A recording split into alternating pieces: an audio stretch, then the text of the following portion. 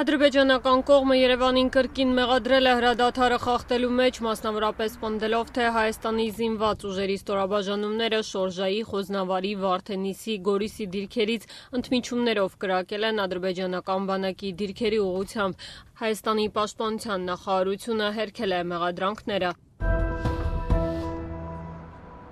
Բաքուն բողոքի նոտա է հղել Գերմանիայի կառավարությանը նախագահ Ֆրանկկ-Վալտեր Շտայնմայերի ինստագրամի էջում հրապարակված Արցախի դրոշի կապակցությամբ, սավորակելով բացահայտ քաղաքական սադրանք, Բաքուն պահանջել է հրապարակային ներողություն խնդրել։ Ժամեր անց ադրբեջանական պետական ազերթաջ գործակալությունը հրապարակել է Գերմանիայի նախագահի աշխատակազմի պաշտոնական նամակը, որում Բեռլինը Ալիևի վարչակազմից ներողություն է հայցում միջադեպի կապակցությամբ։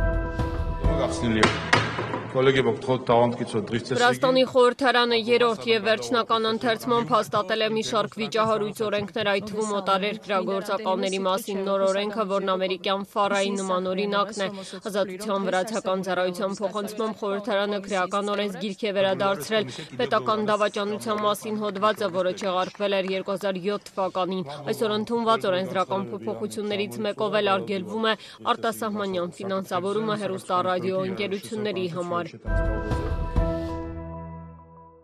Ուկրաինայի արտգործնախարար Անդրեյ Սիբիգան հայտարարել է, որ Կիևը ամերիկյան կողմի հետ խորհրդակցություններ է սկսել օգտակար հանածոների մասին համաձայնագրի նոր տեքստի շուրջ։ Ուկրաինացի պաշտոնյան հավաստիացրել է, Կիևը տրամադրված է կնքելու փաստաթուղթ, որը կհամապատասխանի ինչպես Միացյալ Նահանգների, այնպես էլ Ուկրաինայի ազգային շահերին։ Նախորդին Միացյալ Նահանգների նախագահ Դոնալդ Թրամփը հայտարարել էր, թե Ուկրաինայի նախագահ Վլադիմիր Զելենսկին ցանկանում է դուրս գալ օգտակար հանածոների գործարքից։ Թրամփը սպառնացել էր Զելենսկին մեծ խնդիրներ կունենա, եթե դուրս գա գործարքից։ Շարունակվող մարտական գործողությունների ֆոնին Իսրայելն առաջարկել է 40-ից 50 օրյա հրադադար հաստատել Գազայում պահվող պատանդներից կեսին վերադարձնելու դիմաց, հայտնում է Reuters-ը, վկայակոչելով իսրայելցի անանուն պաշտոնյաների։ Միաժամանակ իսրայելական բանակը Գազայի բնակչության տարհանման նոր հրաման է տվել, հայտարարելով նախատեսվող ինտենսիվ գործողությունների մասին։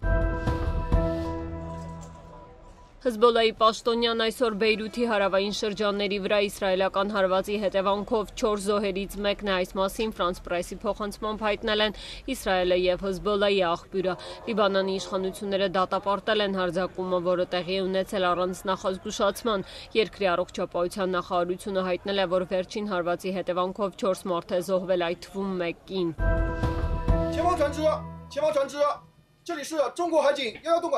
Չինաստանը Թայվանի ջրերում և օդային տարածքում լայնածավալ զորավարժություններ է սկսել Շանդուն ավիակիրների ներգրավմամբ։ Պեկինը հայտարարում է, որ զորավարժությունները լուրջ նախազգուշացում են ցույց տալու Թայվանի անկախության ջանքերը զսպելու փորձերը։